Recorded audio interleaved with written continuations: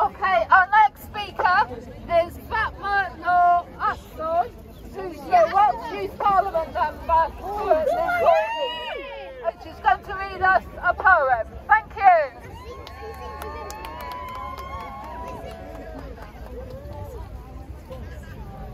Hello Newport!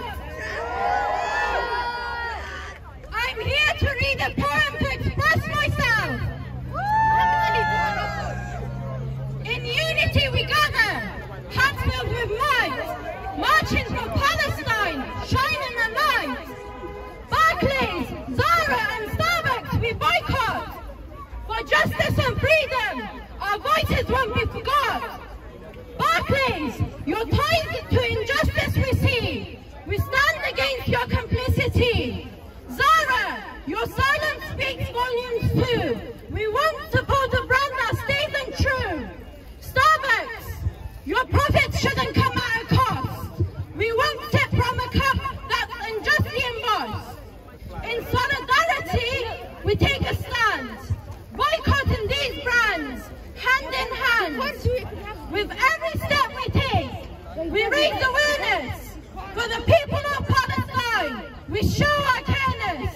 Together we march, side by side, demanding justice. We won't be denied. In Newport and beyond, our voices resound for a world where equality can be found. Barclays, Zara and Starbucks, take heed. We won't support brands that sow injustice seed. Free, free Palestine! Free, free Palestine! Free, free Palestine! From the river to the sea, Palestine will be free. From the river to the street, Palestine will be free. Free, free Palestine! Free, free Palestine! Thank you.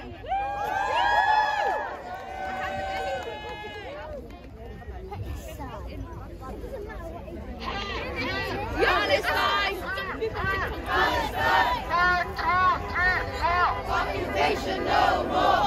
Okay.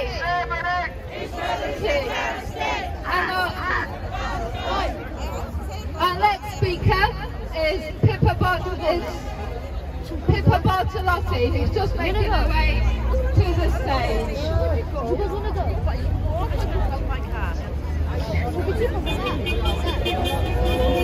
Pippa? Sorry, someone phoned me and I'm trying to stop them. Hang on a sec.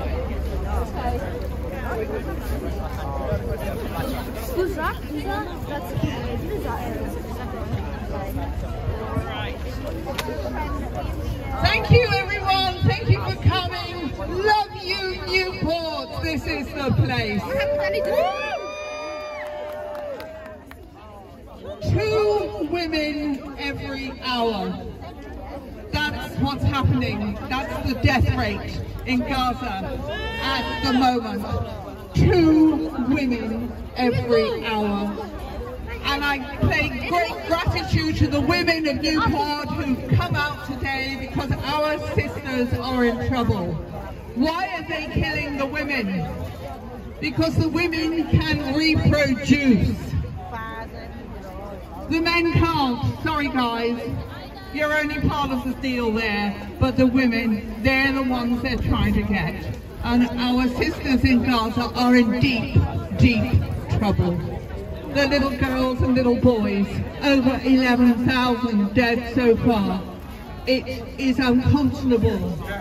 I cannot believe that our governments are not only letting this happen, not only encouraging it to happen, but actually feeding it with weapons, with bombs, with artillery.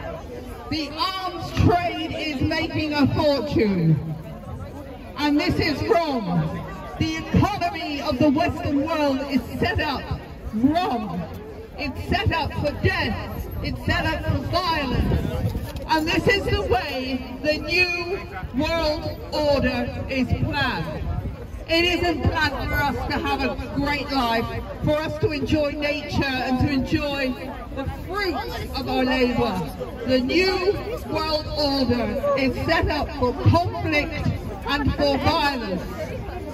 What is happening in Israel is just the start of what is happening everywhere. We have to be absolutely sure of this. What is happening is the security apparatus of our countries imagined the worst case scenario, whether it be over something like Gaza and land, whether it be over climate change, whether it be over resources. They imagine the worst case scenario and they train violence into their forces to deal with every case as if it's a worst case. And you know this is what's happening in Gaza right now. It was a small incursion, and goodness knows breaking out of that open-air concentration camp was long overdue. How could anybody be kept like that even before October the 7th? And remember, I've been to Gaza. I know what it's like. I've been to Israel. I've heard the lies. Every time Netanyahu opens his mouth, it is lies. Across the whole country, they are trained. When I was arrested in Israel, they told me they were taking me to my hotel. Lies! They took me to prison. So let's just get this straight. Where lies are sold to us as truth, especially in the mainstream media. When peace is sold to us as violence, when death is sold to us as life, we are now getting what 1984 warned us about, the doublespeak. Our mainstream media channels are not telling us what's going on. They're not telling us about what Hezbollah is doing in the north. They're not telling us that Thailand is taking Israel to the International Criminal Court for its illegal 70 years of occupation. They're not telling us that Mexico is taking Israel to the International Criminal Court. We are not hearing even half the story. The rest of the world is not the Western world. The rest of the world are people like us. There are people who have not been colonialized, who have not been subjected to a settler economy, to the racism of First Nations have suffered across the world. From Australia to America, First Nations have been damaged, killed, hunted and scorned. But the rest of the world knows this. And the rest of the world is a lot more countries than the West, which is basically Europe and America. We have a chance to change future. We have to stay on the streets. We have to keep engaging our elected members, even though we know it's almost thankless, except for our dear friends who came here today. We have to keep going, because we need to take this chance. Maybe we can look back and see that Palestinians have liberated us all. Maybe this is our moment. So free, free Palestine! Free, free Palestine! Thank you for listening. Everyone, thank you for being here. I hope you can understand my New York accent. My name is Joe Lombardo. I am in the United States the coordinator of the United National Anti-War Coalition. It's a coalition of anti-war and social justice groups throughout the country. And just as you are doing here, we have been marching in every city and every town across the country. Last week I was in London with hundreds of thousands of others. And there was some information on the BBC about the London March. More about the march that took place the following day, the Zionist March. But what they didn't tell you was at the same time, there were 400,000 people in Washington, D.C. saying no to Zionism and supporting Palestine and supporting the Gaza. I don't know if you've noticed, but it seems the BBC and it seems the other corporate media has been covering Palestine and Gaza less and less. When they showed on the TV screens the death and destruction in Palestine, people across the country and throughout the world reacted.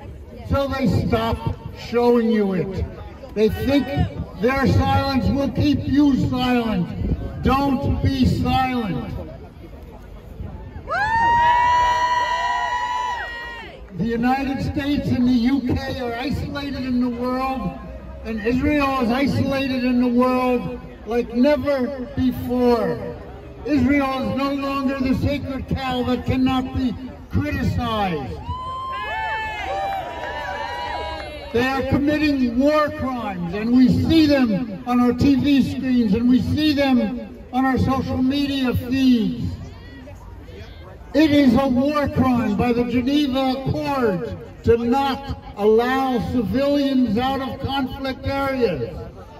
The people of Gaza are kept in that prison. It's like shooting fish in a bucket. They are not allowed to get away from the murder and the killings that's being perpetrated by the Zionist entity and being supported by London and by Washington, D.C.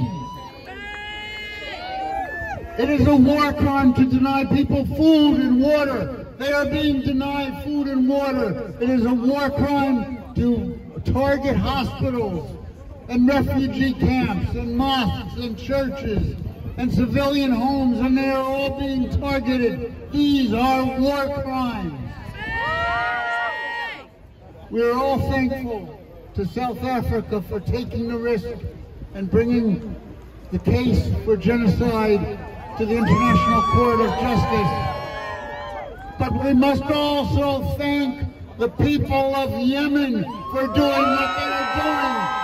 They are taking a forthright stand, and you may not know this, but in the last couple of days, Indonesia, Chile, and Mexico have also filed cases against Israel. I do not believe we can depend upon our politicians, despite the nice statements that we heard here today from some of them. The only way we will end this genocide is through people power, is by us staying in the streets, demonstrating over and over again. We must not let this happen. We must stay in the streets. And what is happening is not only is Israel under great pressure from the Palestinians and the people of the world, but so is the U.S. and so is Britain. They are being exposed as never before. They can no longer say they are the homes of democracy and freedom. They are the people that support genocide. Stay in the streets. Keep fighting the Palestinian people, and we shall win. Thank you. What's going on, Newport? I'm loving this energy. I'm loving that everyone is on it, everyone is up for it, and everyone knows that this is not going to stop until Palestine is free. I'm not going to bore you, I'm not going to talk too much, I'm not going to say much, I'm just going to say I'm proud of every single one of you. Please keep coming out, keep using your platforms, your social media, keep boycotting, keep talking to people, educating people. That's what's working, that's what's going to help us succeed, and this is what's going to bring down the Israeli apartheid state. So back in Cardiff next week, next Saturday, we're going to have our usual weekly demonstration at 12:30. Check out for any vigils, any actions in your area. Go support them, make noise, tell people about them, and keep saying loudly, free, free! Palestine! Free, free! Palestine!